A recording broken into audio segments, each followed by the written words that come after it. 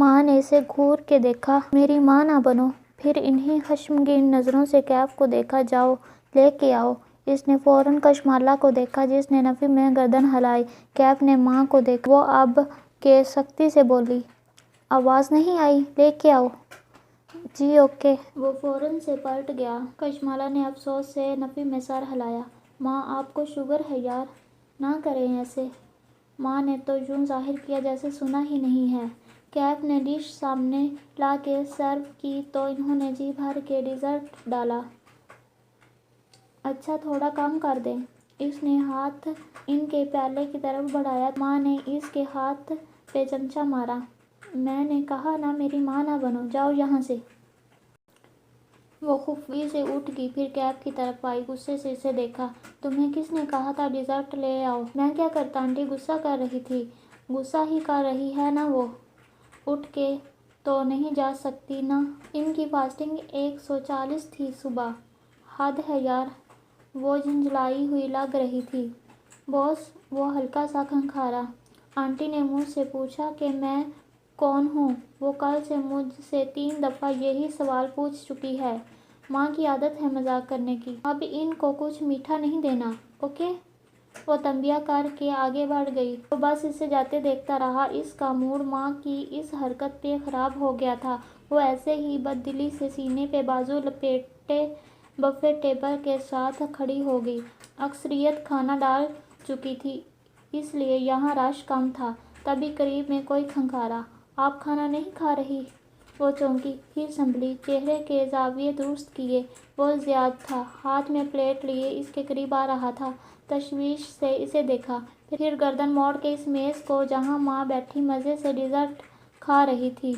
زیاد ہلکا سا ہنس دیا۔ اچھا آپ کی بھی اپنی امی سے یہی لڑائی چلتی رہتی ہے۔ کشمالہ نے افسوس سے ماں کی طرف دیکھا۔ میں ان کے گھٹنے کی سرجری کروانا چاہتی ہوں۔ شوگر کنٹرول نہیں ہوگی تو سرجری کیسے ہوگی؟ اس کا ایک حل ہے، وہ سنجیدگی سے بولا، پھر اپنی پلیٹ اس کی طرف بڑھائی۔ 2 منٹ یہ پکڑیں۔ کشمالہ نے ناسمجھی کے انداز میں پلیٹ پکڑی۔ زیاد گھوم کے بفے ٹیبل کی دوسری طرف گیا، ایک پیالہ چمچ اٹھایا اور واپس آیا۔ بس وہ ڈش سے ڈیزرٹ پیالے میں نکال رہا تھا۔ وہ مسکرا دی۔ اس کا حل یہ ہے کہ آپ پریشان نہ ہوں اور کچھ کھا لیں۔ وہ پیالہ لے کر مسکراتا ہوا اس کے سامنے آیا۔ اسے پیالہ تھمایا اور اپنی پلیٹ واپس لے لی۔ تھینک یو، مگر میں میٹھا نہیں کھاتی۔ اس نے پیالہ رکھا نہیں، پکڑے کھڑی رہی، لیکن اسے ڈیزرٹ نہیں پسند تھا، سو یہ طے تھا کہ وہ نہیں کھائے گی۔ اچھا، وہ حیران ہوا، اپنی پلیٹ سے چاولوں کا چمچ بھرا۔ اس دن تو آپ ٹیرس پہ براؤنیز کھا رہی تھی۔ اف، اس نے اسے دیکھ لیا تھا؟ اچھا مجھے یاد نہیں۔ کندھے بے نیازی سے اچکا دیے، پھر بات بدلنے کو بولی، آپ کیا لکھ رہے ہیں آج کل؟ زیاد نے گہری سانس لے کر سر جھکا دیا۔ وہ چمچ سے چاول ادھر ادھر مکس کرنے لگا۔ میں آج کل رائٹرز بلاک کا شکار ہوں۔ پاکستان آیا تھا کہ یہاں بیٹھ کے شاید کچھ لکھ سکوں، لیکن نہیں لکھ پا رہا۔ کیا لکھنا چاہ رہے ہیں آپ؟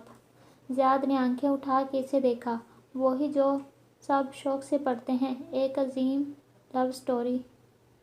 اس نے دیکھا زیاد سلطان کی آنکھیں اداس تھیں، ایسی آنکھیں جن کو محبت کے ہیپی اینڈنگ پہ بھروسہ نہیں ہوتا۔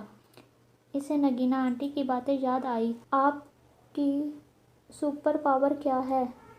میری سپر پاور؟ وہ حیران ہوا۔ ہاں نا، ہر شخص کی ایک سپر پاور ہوتی ہے۔ آپ کس چیز میں اچھے ہیں؟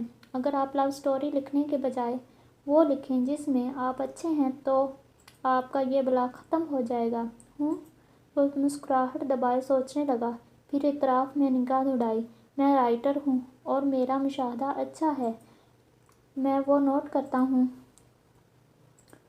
جو کوئی اور نوٹ نہیں کرتا۔ میں کیسے مان لوں؟ آزما کے دیکھ لیں۔ اچھا، وہ اس کے چیلنج پہ مسکرائی۔ جو سامنے لڑکی جا رہی ہے، اس کے بارے میں کچھ بتائیں۔ نگاہوں سے اسٹیج کی طرف اشارہ کیا۔ وہاں ایزا کی بہن ویٹرز کو ہدایت دیتی نظر آ رہی تھی۔ زیاد نے اس طرف دیکھا۔ اس کے پیر میں ہائی ہیلز کی وجہ سے درد ہے اور وہ شاید ان کمفرٹیبل ہے۔ پھر زیاد نے چہرہ گھما کے اگلا ہدف ڈھونڈا۔ وہ ویٹر جو ٹرے اٹھائے جا رہا ہے، اس کی ابھی بے عزتی کی گئی ہے کیونکہ اس کے کان اور گال سرخ ہو رہے ہیں۔ آپ خود سے بنا رہے ہیں۔ آپ جانتے ہیں میں ان باتوں کی تصدیق نہیں کر سکتی۔ نہیں، میں سچ کہہ رہا ہوں۔ مثلاً آپ۔ اس نے ایک نظر غور سے کشمالہ کو دیکھا۔ اس کو اپنے دل کی دھڑکن بے ترتیب محسوس ہوئی۔ کوئی سحر سا تھا اس شخص کی آنکھوں میں۔ آپ کے بارے میں کچھ بتاؤں؟ بتائیے۔ لیکن وہ اندر سے خائف ہوئی۔ کہیں وہ جان نہ لے کہ وہ اس سے کتنا متاثر ہو رہی ہے۔ آپ کی گردن یا سر کے پچھلے حصے میں درد ہے۔ آپ گردن اس طرف نہیں موڑ رہی اور بار بار ہاتھ سے پیچھے دباتی ہیں۔ وہ جھنب کے ہنس دی۔ ہاتھ نیچے کیا؟ اوکے، مان لیا۔ تسلیم کرنے کے انداز میں سر ہلایا۔ Thank you. زیاد کے چہرے پہ حیران سی ممنونیت تھی۔ آپ کی اس نصیحت نے میری مدد کی ہے۔ شاید مجھے وہ نہیں لکھنا جو مجھ سے میری ایڈیٹر لکھوانا چاہتی ہے، بلکہ مجھے وہ لکھنا چاہیے جو میں انجوائے کروں گا۔ وہ مسکرا دی اور پیالہ لے کے آگے بڑھ گئی۔ دور کسی سے بات کرتی کبیرہ بیگم نے غور سے ان دونوں کو باتیں کرتے دیکھا تھا۔ وہ صبح بخت بی کے رونے کی آوازوں سے اٹھی۔ پہلے کچھ دیر تو بستر میں لیٹی۔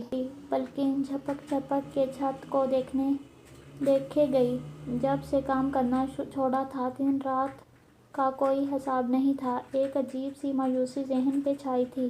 کام کرنے والی لڑکی کے لیے فارغ گھر بیٹھنا بہت مشکل تھا۔ خیر، آج وہ اپنے بزنس پلان پہ کام شروع کرے گی۔ ایک آئیڈیا آیا تھا اس کے ذہن میں۔ وہ بالوں کو جوڑے میں لپیٹتی باہر آئی تو بخت بی آنسو بہاتے ہوئے جہاں بیگم کو اپنی بیٹی کا قصہ سنا رہی تھی۔ وہی روایتی کہانی۔ شوہر کام نہیں کرتا، نشہ کرتا ہے، سارا دن گھر میں پڑا رہتا ہے اور بیٹی کو مارتا ہے۔ بخت بی۔ اس نے پیچھے سے بخت بی کو دونوں کندھوں پہ ہاتھ رکھا اور سر جھکا کے نرمی سے تسلی دی۔ آپ اپنی بیٹی سے کہیے کہ وہ اسٹینڈ لے، ہم اس کے ساتھ ہیں۔ بخت بی نے اپنا سانولا کھردرا ہاتھ اس کے ہاتھ پہ رکھا۔ وہ ڈرتی ہے جی۔ مالا سیدھی کھڑی ہوئی اور افسوس سے بولی، واقعی؟ وہ بھی کیسے اسٹینڈ لے؟ جب تک عورت کے پاس تعلیم اور مالی خود مختاری نہیں ہوگی، تب تک وہ ایسے ہی پٹتی رہے گی۔ مالا ٹھیک کہہ رہی ہے بختو۔